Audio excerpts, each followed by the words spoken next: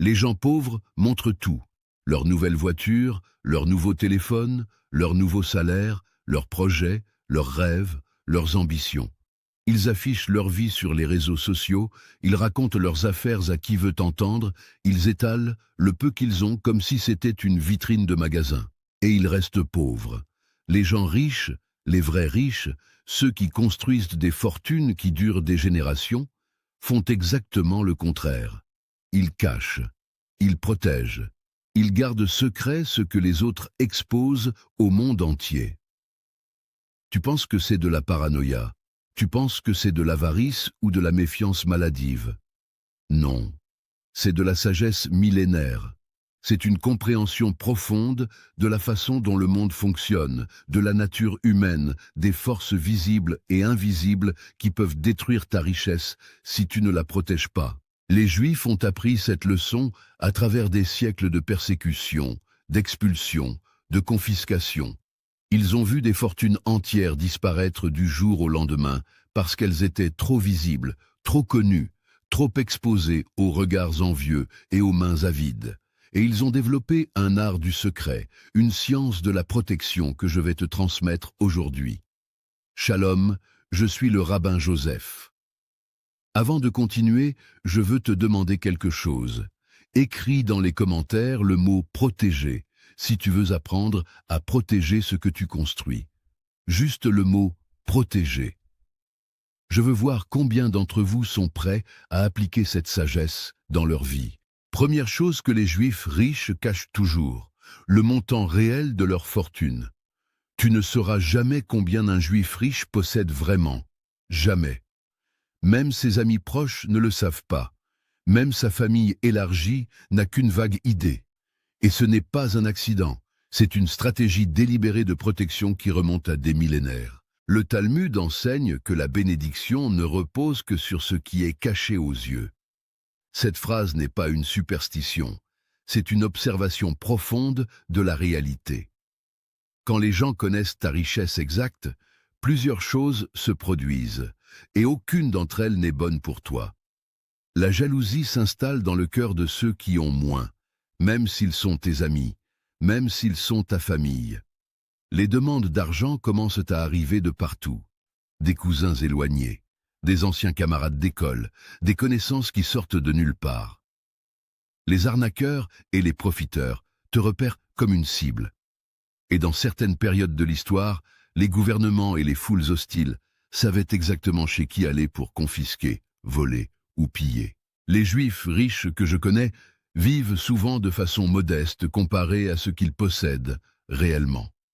Ils conduisent des voitures normales, habitent dans des maisons sans ostentation, portent des vêtements simples. Tu les croiserais dans la rue sans jamais deviner qu'ils sont millionnaires. Ce n'est pas de l'hypocrisie, c'est de la protection. Leur fortune est invisible, donc elle est protégée. Demande-toi maintenant, combien de personnes connaissent ta situation financière réelle? Si la réponse est plus de 2 ou 3, tu as déjà commis une erreur que les Juifs riches ne commettent jamais. Deuxième chose que les Juifs riches cachent toujours, leurs sources exactes de revenus. Quand tu demandes à un Juif riche ce qu'il fait dans la vie, tu obtiendras une réponse vague. Je suis dans les affaires, j'ai quelques investissements, je travaille dans le commerce. Tu ne sauras jamais exactement d'où vient son argent, comment il le gagne, quelles sont ses activités précises. Et cette opacité est totalement intentionnelle. Pourquoi cacher ces sources de revenus? Parce que la connaissance est le pouvoir, et donner cette connaissance aux autres, c'est leur donner du pouvoir sur toi. Quand les gens savent comment tu gagnes ton argent, ils peuvent essayer de copier ton modèle et devenir tes concurrents. Ils peuvent chercher à s'insérer dans ta chaîne de valeur et prendre une part de tes profits. Ils peuvent utiliser cette information contre toi si un jour vos relations se détériorent. Ils peuvent te juger, te critiquer, remettre en question la légitimité de tes revenus. Le Talmud a un dicton: ne révèle jamais la source de ta richesse, ni la profondeur de ta pauvreté. Les deux informations peuvent être utilisées contre toi. La source de ta richesse peut être attaquée, copiée ou tarie. La profondeur de ta pauvreté peut te faire perdre le respect et les opportunités. Le silence sur ces deux sujets est une armure que les Juifs riches portent en permanence. À partir de maintenant, quand quelqu'un te demande ce que tu fais ou comment tu gagnes ta vie, apprends à répondre de façon vague et polie sans jamais donner de détails précis. Troisième chose que les Juifs riches cachent toujours, leurs projets futurs. Tu te souviens de cette vidéo où je t'ai expliqué pourquoi révéler tes projets te condamne à l'échec? Les Juifs riches appliquent ce principe de façon encore plus stricte que tu ne l'imagines. Ils ne parlent jamais, absolument jamais, de ce qu'ils prévoient de faire avant de l'avoir fait. Un Juif riche qui prépare un investissement majeur n'en parle à personne, sauf aux personnes directement impliquées dans la transaction. Un Juif riche qui lance une nouvelle entreprise travaille en silence pendant des mois, parfois des années, avant de révéler quoi que ce soit. Un Juif riche qui planifie une acquisition, une expansion, un nouveau projet, garde tout secret jusqu'au moment où c'est accompli. Pourquoi cette obsession du secret sur les projets futurs? Parce qu'un projet non réalisé est vulnérable. Il peut être saboté, copié, découragé, ou simplement vidé de son énergie par le simple fait d'en parler. Le Talmud enseigne que celui qui parle de ce qu'il va faire avant de le faire invite le mauvais œil sur son chemin. Mais au-delà du mauvais œil, il y a des raisons très pratiques. Parler de tes projets invite la concurrence à se préparer avant que tu ne sois prêt. Parler de tes projets invite les critiques à semer le doute dans ton esprit. Parler de tes projets donne la satisfaction émotionnelle de l'accomplissement avant l'accomplissement réel, ce qui tue ta motivation. Les Juifs riches construisent en silence et surprennent le monde par leurs résultats, pas par leurs annonces. Quatrième chose que les Juifs riches cachent toujours, leur réseau de contacts précieux. Dans le monde des affaires et de la richesse, ton réseau est peut-être ton actif le plus précieux. Les personnes que tu connais, les portes que tu peux ouvrir, les introductions que tu peux faire, tout cela a une valeur immense. Et les Juifs riches protègent ce réseau comme ils protègent leur argent, peut-être même plus. Tu ne verras jamais un Juif riche distribuer les coordonnées de ses contacts importants à n'importe qui. Tu ne le verras jamais faire des introductions à la légère, sans réfléchir, sans évaluer soigneusement si cette connexion est appropriée. Chaque introduction qu'il fait met en jeu sa propre réputation, et il ne risque pas cette réputation pour faire plaisir à quelqu'un ou pour paraître généreux et bien connecté. Le Talmud enseigne que ton réseau est ta fortune invisible, et qu'une fortune invisible doit rester invisible pour être protégée. Quand les gens savent qui tu connais, ils viennent te demander des faveurs constamment. Ils veulent être présentés à tel ou tel contact. Ils veulent que tu utilises ton influence pour eux, ils veulent profiter de tes connexions sans avoir fait le travail pour les mériter. En cachant ton réseau, tu te protèges de ces demandes incessantes et tu préserves la valeur de tes relations. Tes contacts ne sont pas une ressource publique à distribuer, ils sont un trésor privé à protéger. Cinquième chose que les Juifs riches cachent toujours, leurs problèmes et difficultés financières. Tout le monde traverse des périodes difficiles. Même les plus riches connaissent des revers, des pertes, des moments où les choses ne vont pas comme prévu. Mais tu ne le sauras jamais en regardant un Juif riche traverser ces moments. Il continuera à se comporter exactement de la même façon, sans jamais montrer de signes de faiblesse ou de difficulté. Pourquoi cacher ses problèmes? Parce que dans le monde des affaires et de la richesse, la perception est souvent plus importante que la réalité. Les gens veulent faire affaire avec des gagnants, pas avec des perdants. Les banques prêtent à ceux qui semblent ne pas avoir besoin d'argent, pas à ceux qui semblent désespérés. Les partenaires et les investisseurs fuient au premier signe de faiblesse. Si tu montres que tu as des problèmes, tu crées une prophétie autoréalisatrice où tes problèmes s'aggravent parce que les gens perdent confiance en toi.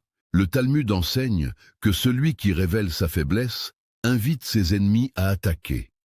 Même si tu n'as pas d'ennemis déclarés, montrer tes difficultés financières change la façon dont les gens te traitent. Ils deviennent méfiants, ils hésitent à s'engager avec toi. Ils commencent à douter de tout ce que tu leur as dit.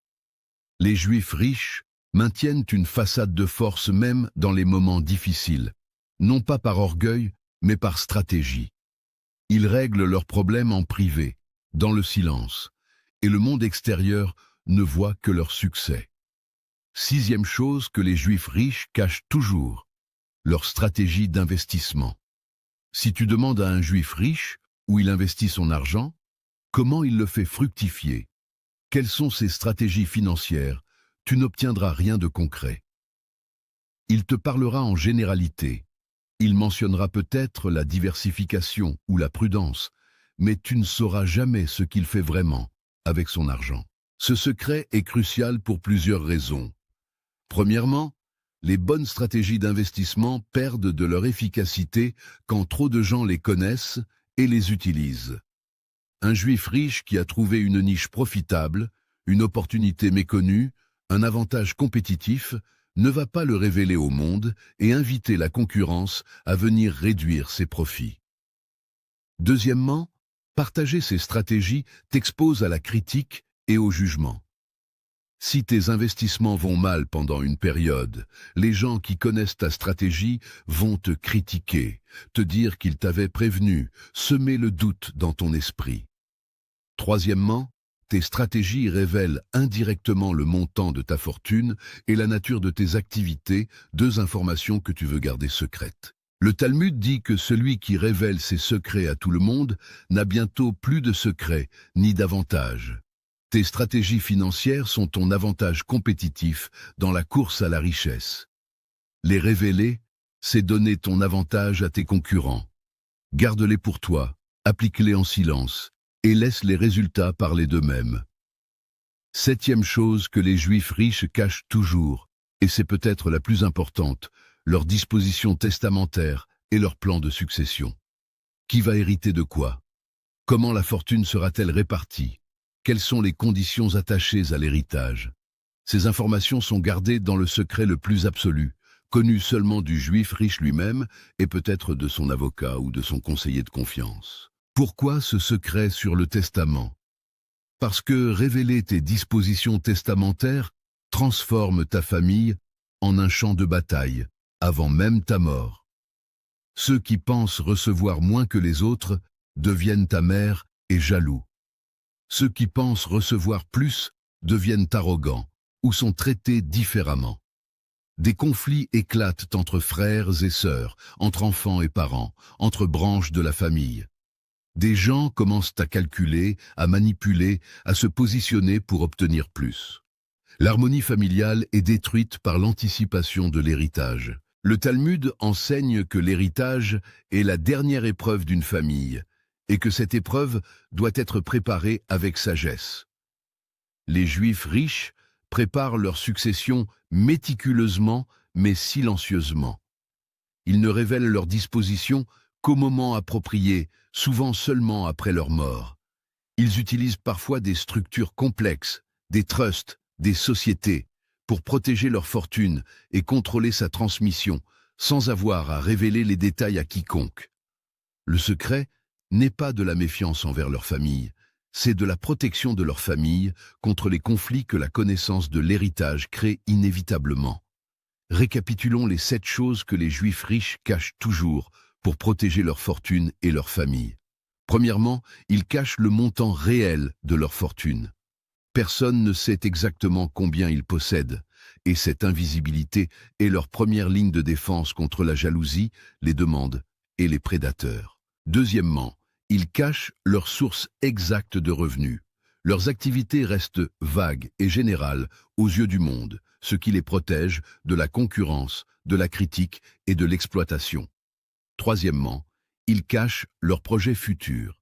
Ils construisent en silence et surprennent par leurs accomplissements, pas par leurs annonces. Quatrièmement, ils cachent leur réseau de contacts précieux. Ces connexions sont un trésor privé, pas une ressource publique à distribuer. Cinquièmement, ils cachent leurs problèmes et difficultés financières. Ils maintiennent une façade de force, même dans les moments difficiles, pour préserver la confiance et les opportunités.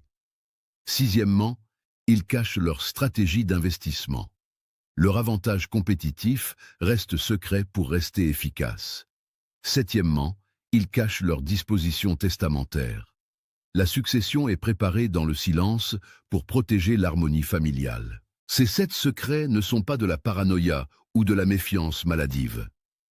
C'est de la sagesse pure, testée et validée par des siècles d'expérience.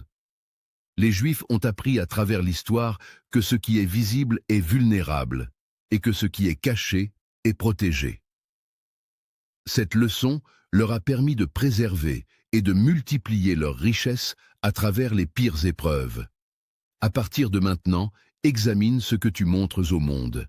Examine ce que tu révèles sans réfléchir. Et demande-toi, est-ce que je protège ce que je construis ou est-ce que je l'expose aux forces qui veulent le détruire? Le secret n'est pas de la faiblesse, c'est la force des sages. Apprends à te taire et regarde ta richesse se multiplier en paix. Shalom, et que l'Éternel protège tout ce que tu garderas caché dans la sagesse.